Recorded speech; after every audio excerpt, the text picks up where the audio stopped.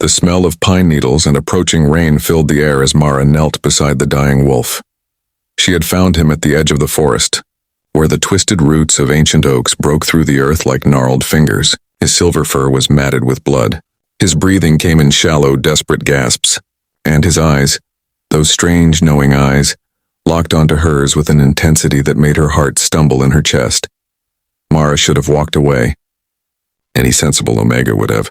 A lone wolf in these woods meant danger. It meant territory disputes, pack politics, and violence. It meant everything she had spent the last 6 months running from. But she didn't walk away. Instead, she pressed her trembling hands against the wound in his side, feeling the warmth of his blood seep between her fingers. The wolf whimpered, a sound so achingly human that tears pricked at her eyes. "I know," she whispered. "I know it hurts." 3 days earlier, Mara had been someone else entirely. She had been the Omega of the Riverside Pack, living in the stone cottage at the edge of their territory. She had tended the herb gardens, prepared medicines, and kept to herself. She had been content, or at least she had told herself she was content. Contentment was safer than hope. Hope was dangerous for an Omega with no family, no mate, no particular value to the pack beyond her ability to brew fever tea and set broken bones. But then Thomas, the pack beta's son, had asked her to be his mate. For one shimmering, impossible moment, Mara had felt wanted, chosen. She had said yes with her whole heart. Imagining a future that included more than solitude and silence, she had pictured children, companionship, a place where she truly belonged. The rejection came 2 days later. Thomas had found her in the garden, his face pale and his eyes unable to meet hers. His mother had forbidden the match. An Omega with no lineage, no dowry, no connections. It would be a waste of her son's potential. Thomas hadn't argued. He had simply handed back the silver bracelet she'd given him and walked away, his shoulders hunched with what might have been guilt, but felt like relief. The pack alpha had been kinder about it in his way. He'd suggested gently that perhaps Mara would be more comfortable in one of the northern settlements, where Omegas lived communally and didn't burden established packs with their presence. So Mara had packed her few belongings into a canvas bag, taken her grandmother's herb book, and left before dawn. She hadn't said goodbye. There was no one to say goodbye to. For 6 months, she had drifted. She'd worked in human towns where no one asked questions about the woman who kept to herself and never stayed long. She'd learned to sleep with one eye open, to trust no one, to expect nothing. And then she'd found the wolf. Mara carried him back to her camp. It took all her strength to drag him through the underbrush, her muscles screaming with effort. The wolf was massive, easily twice her weight, and though he tried to help, his legs kept buckling beneath him. By the time she got him settled on her bedroll near the fire, sweat dripped down her spine and her lungs burned. She worked quickly, efficiently, falling into the familiar rhythm of healing.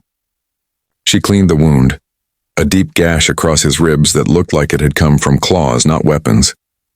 She packed it with yarrow and comfrey from her dwindling supplies. She wrapped it with strips torn from her spare shirt. The wolf watched her the entire time. There was something unsettling about his gaze, something too intelligent, too aware. Wolves were clever, yes, but this felt different. This felt like being seen, truly seen in a way Mara hadn't experienced in a very long time. "You're not just a wolf, are you?" she murmured as she secured the bandage. The wolf's ear flicked. If she didn't know better, she'd say it was confirmation. Mara sat back on her heels, exhaustion settling over her like a heavy blanket.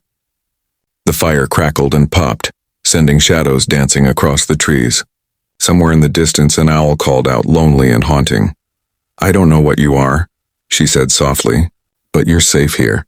For tonight, at least." The wolf closed his eyes. His breathing had steadied, grown deeper. He would live, Mara thought, at least until morning. She curled up on the opposite side of the fire, her coat pulled tight around her shoulders, and fell into an uneasy sleep. She woke to the sound of voices. Many voices. Mara's eyes snapped open as dawn light filtered through the trees. Her first thought was bandits. Her second was hunters. But then she caught the scent on the wind. Wolf. Undeniably wolf, but layered with something else. Something that made her Omega instincts scream in recognition and terror. Pack. Not just any pack. A large pack. moving with military precision through the forest. And they were coming directly toward her camp. Mara scrambled to her feet, her heart hammering against her ribs. The wolf, her wolf, was still beside the fire, but he had lifted his head, his ears pricked forward. He didn't look afraid. He looked expectant. The first shifter emerged from the trees in human form, a tall woman with iron-gray hair and a scar running down her left cheek. She wore the leather and furs of a high-ranking pack member, and her eyes swept over the camp with sharp assessment. Behind her came others. Dozens of them. Some in human form, some partially shifted, all of them radiating power and barely contained violence. And then he appeared, the Alpha King. Mara knew who he was instantly, though she had never seen him before. She felt it in her bones, in the way every part of her body suddenly wanted to either bow or run. He was tall and broad-shouldered, with dark hair that fell to his collar and eyes the color of amber. Scars marked his face and hands, the evidence of countless battles. He moved with the fluid grace of a predator, and when his gaze found hers, the world seemed to narrow to just the two of them. But he didn't look at her for long. His attention shifted to the wolf by the fire, and his expression transformed. The harsh lines of his face softened, something that might have been relief or anguish, or both flickered across his features. "Matthias," the Alpha King breathed. He crossed the distance in 3 long strides and dropped to his knees beside the injured wolf.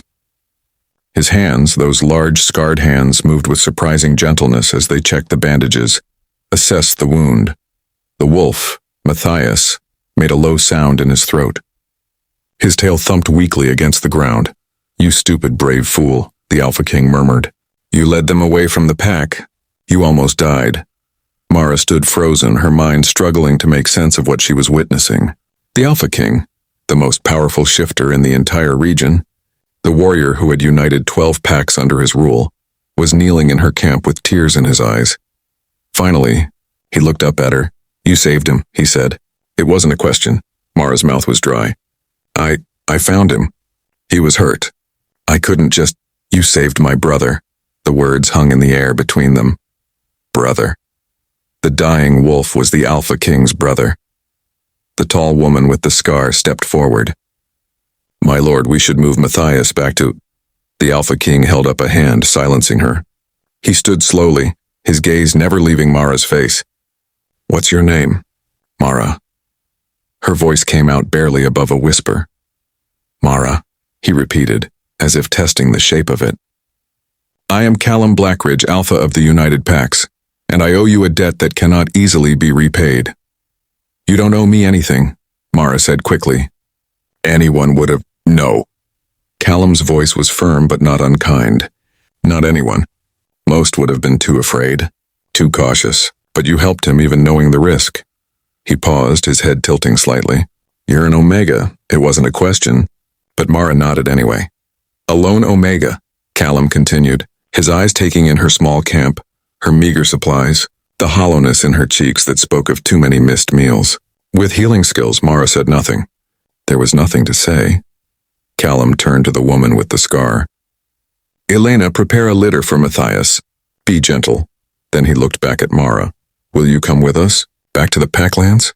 Every instinct in Mara's body screamed at her to refuse. She had learned the hard way what happened when she let herself depend on pack protection, pack acceptance. She had learned that Omegas like her, unremarkable, unwanted, were always expendable. But something in Callum's amber eyes stopped the refusal before it could form. There was no pity there, no condescension, just a simple, genuine request. "Why?" she asked.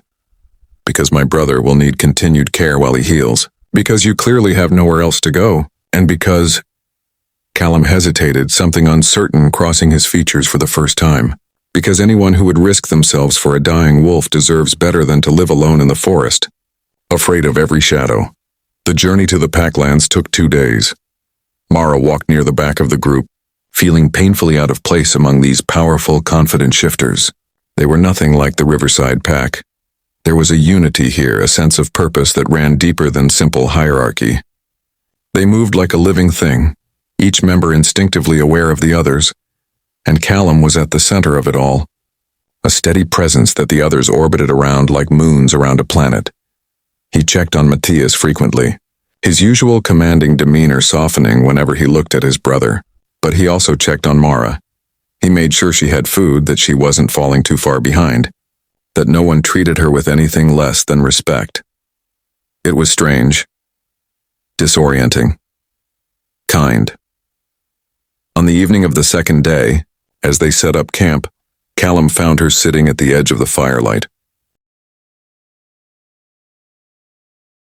"May I?" he asked, gesturing to the space beside her. Mara nodded, too surprised to speak. Alpha Kings didn't sit with lone Omegas. They certainly didn't ask permission first. For a long moment they sat in silence, watching the flames dance. Then Callum spoke, his voice low. "Matthias and I lost our parents when we were young. Rogues attacked our territory. Our father died defending the pack. Our mother died 3 days later from her wounds." He paused. "Matthias was only 12. I was 16. Too young to be an alpha, but there was no choice." Mara listened, her heart aching at the grief woven through his words. "I made mistakes," Callum continued. "I was too harsh, too focused on strength and survival. I almost lost Matthias to my own stubbornness. He ran away when he was 18, said he couldn't breathe under my rule." He smiled, but it was sad. "Took me 3 years to find him, to convince him to come home. To apologize." "Why are you telling me this?" Mara asked softly. Callum looked at her then, really looked at her. "Because I know what it's like to feel rejected, to feel like you have no place where you belong. And I want you to know that if you come to our pack, really come, not just to heal Matthias, but to stay, you'll have a place. A real place. Not because you're useful, but because you matter." Tears blurred Mara's vision. She blinked them back fiercely. "You don't even know me. I know you risked yourself for a dying wolf. I know you've been hurt by people who should have protected you. I know you're stronger than you believe." Callum's voice was gentle but certain. "That's enough for me to know you belong." Matthias shifted back to human form a week after they arrived at the Packlands. It happened slowly, his body reknitting itself over days of rest and healing. When he finally stood on 2 legs instead of 4, he was a younger version of Callum. Same dark hair, same amber eyes, but with a quicker smile and lighter spirit. "So you're the Omega who saved my life," he said when Mara came to check his bandages. "I'm the Omega who found you," Mara corrected, though she couldn't help smiling at his grin. "Callum says you're staying. I might be. For a while." "Good." Matthias caught her hand in his expression turning serious. "My brother doesn't let people in easily. But when he does, he means it. You're pack now, Mara, really pack. Not the kind that uses you and discards you. The kind that fights for you." Mara wanted to believe him. Some part of her, the part that had never quite given up hope, did believe him. 3 months later, on a crisp autumn morning, Mara stood in the pack's central square. The entire pack had gathered, nearly 200 shifters, all watching as Callum placed his hands on her shoulders. The marking ceremony was simple but profound. It meant she was no longer a lone Omega. She was pack. She was home. "Do you accept this pack as yours?" Callum asked, his voice carrying across the square. "I do," Mara said, and her voice didn't shake. "Do you vow to stand with us, in strength and in struggle?" "I do." Callum smiled, a real smile, warm and genuine. "Then we claim you as ours. Welcome home, Mara."